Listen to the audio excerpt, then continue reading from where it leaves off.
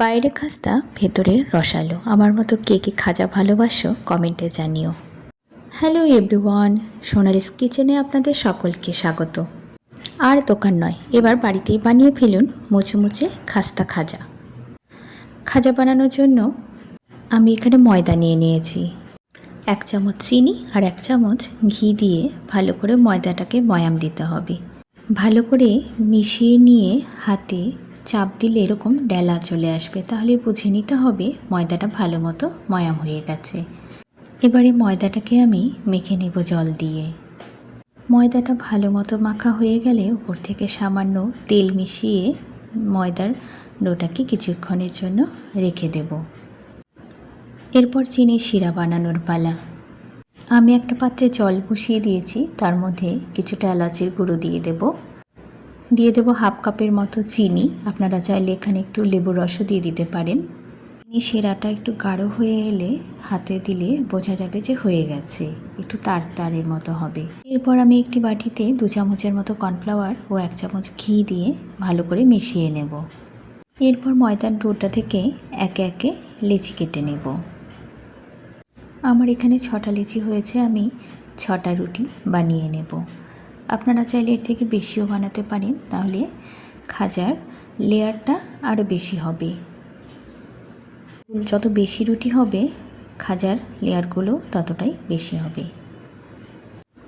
এরপর আমি ঘি আর কর্নফ্লাওয়ারের পেস্টটাকে রুটিগুলোর গায়ে বেশ ভালোভাবে মাখিয়ে নেব। বেশ ভালোভাবে মাখিয়ে নেওয়া হয়ে গেলে এক এক করে আমি এর ওপরে রুটিগুলো দিয়ে দেব। ঘি আর কর্নফ্লাওয়ারের মিশ্রণটিকে কিন্তু রুটিগুলোর গায়ে ভালোভাবে মিশিয়ে নিতে হবে। এইভাবে একে একে রুটিগুলো দিয়ে আমি এইভাবে গোল করে রোল করে নেব। ভালোভাবে রোল হয়ে গেলে এবার আমি একটি ছুরির সাহায্যে পিস পিস করে কেটে নেব।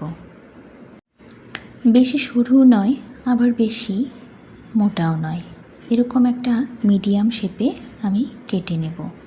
আমার এখানে 9টার মতো 8টা বা 9টার মতো পিস হয়েছে। কাটা হয়ে গেলে আমি এবারে এই খাজাগুলোকে সামান্য হালকাভাবে বেলে নেব। দেখুন খাজার লেয়ারগুলো কিন্তু বেশ দেখা যাচ্ছে। এভাবে আমি সবগুলোকে হালকা চাপ দিয়ে চাপটা করে বেলে নেব। এবারে খাজাগুলো ভাজার পালা। আমি একটি কড়াইতে তেল দিয়ে নিয়েছি। হালকা একটু গরম হয়ে গেলে তেলটা একে একে আমি খাজাগুলোকে ছেড়ে দেব। একে একে উল্টে পাল্টে খাজাগুলোকে ভেজে নিতে হবে, এই রকম যেন ব্রাউন কালার চলে আসে, তার মানে খাজাগুলো বেশ মুচমুচে হয়েছে। দেখুন লেয়ারগুলো বেশ ভালো দেখা যাচ্ছে খাজাগুলোর। একে একে খাজাগুলো ভাজা হয়ে গেলে আমি একটি পাত্রে খাজাগুলোকে নামিয়ে নেব। এবার খাজাগুলোকে রসে ডোবানোর পালা। চিনির শিরাগুলোর উপরে মধ্যে আমি খাজাগুলোকে দিয়ে দেব একে একে।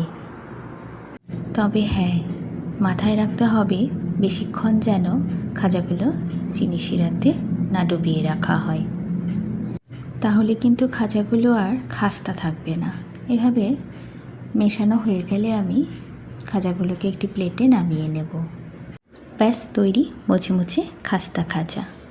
ভিডিওটি ভালো লাগলে একটি লাইক করবেন, শেয়ার করবেন এবং চ্যানেলটিকে সাবস্ক্রাইব করবেন। ধন্যবাদ, ভালো থাকবেন সবাই।